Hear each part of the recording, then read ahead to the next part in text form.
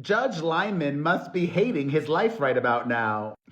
Hello, my fam. Perez Hilton here, the queen of all media, the original influencer, and the #1 source for everything It Ends With Us saga.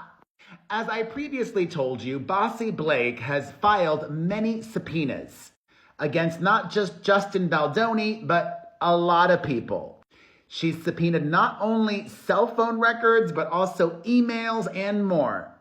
Baldoni's lawyers have responded to the judge, submitting a letter saying that that was overreaching, unusual, and a fishing expedition. Blake, no receipts. Lively is looking for receipts. Well, Judge Lyman told them to try to figure things out, and they could not. So now, even more letters have been filed to the judge. Instead of reading the letters in full, I'm going to try to break it down in more normal person speak.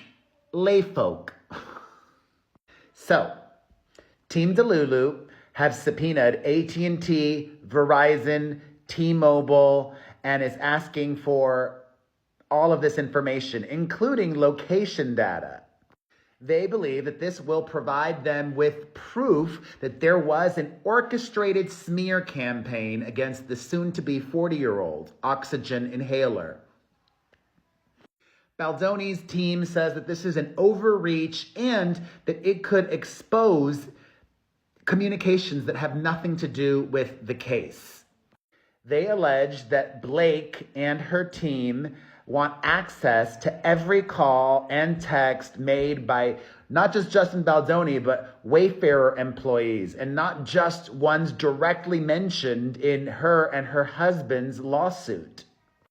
His team is worried that this could expose private communications with not just lawyers, but with doctors and other unrelated individuals.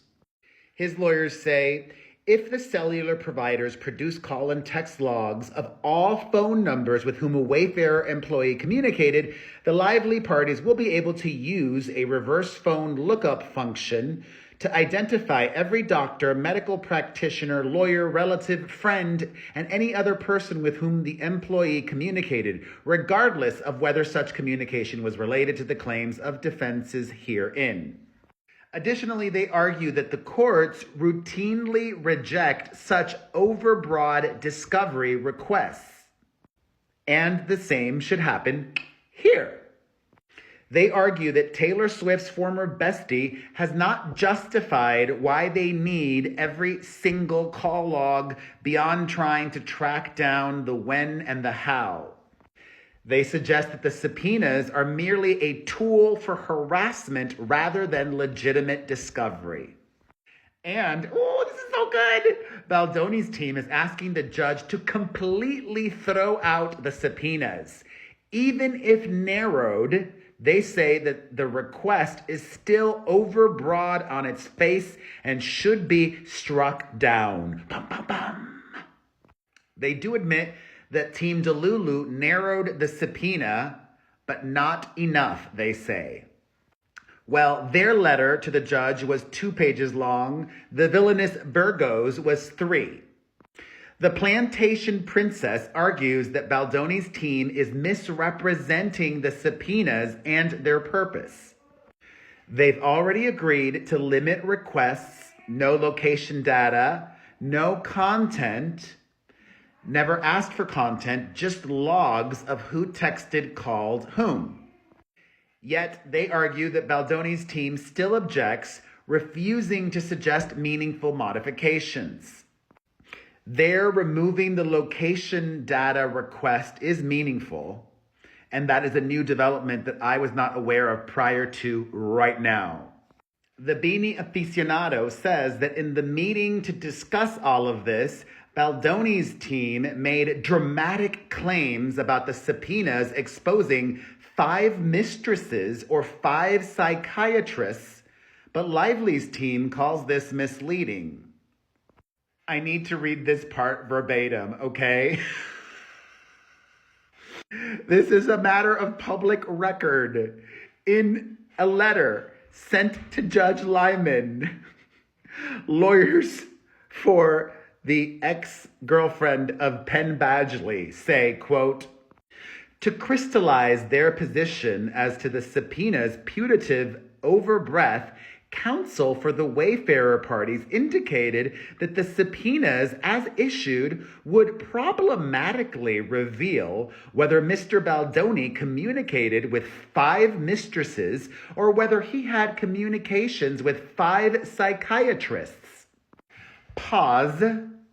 There's more, but this feels a little shady and a bit of a low blow because Justin Baldoni has publicly spoken about being neurodivergent before. Or do you not think this is shady and a low blow? I want to hear from you in the comments section, but let's get back to what they wrote. 5 mistresses or whether he had communications with 5 psychiatrists. While a non-content subpoena would not reveal the identity of either mistresses or psychiatrists, it would reveal vitally important information about the phone numbers defendants contacted and when they did so, each of which is highly relevant to Ms. Lively's retaliation and defamation claims, as well as being entirely permissible in the course of ordinary discovery. Pinocchio's team argues that the phone logs don't show identities, just phone numbers and timestamps. They argue that courts routinely allow this type of discovery, especially in retaliation and defamation cases where proving behind-the-scenes coordination is key. They also point out, again, that Justin Baldoni's team has no standing. They argue. I need to thank Mary Jane, More with MJ, a lawyer and content creator, for providing the basis for this video because she's helped to make the language of lawyers a little bit more palatable. So shout out to More with MJ. She also shares what is likely to happen next. A remote or in-person court conference is likely coming, says More with MJ. Judges don't love ruling on discovery fights. They want the parties to work it out first. Since that's not happening, a remote conference could be the next step. One side says the subpoenas are a massive privacy overreach. The other says they've already narrowed them and that Baldoni is misrepresenting what's actually being asked for. The judge will want both sides to clarify. Since the Never With Teeth Icons team said that they are modifying the subpoenas, the judge could push this off until modified subpoenas are served. If not, the conference will help the judge cut through the legal posturing and get real-time answers. More with MJ reveals what happens in this type of conference. Direct questions about the subpoenas, legal arguments are made, pressure to compromise, good luck with that, and a decision on whether to allow, refine, or quash them, which might involve the cell phone companies.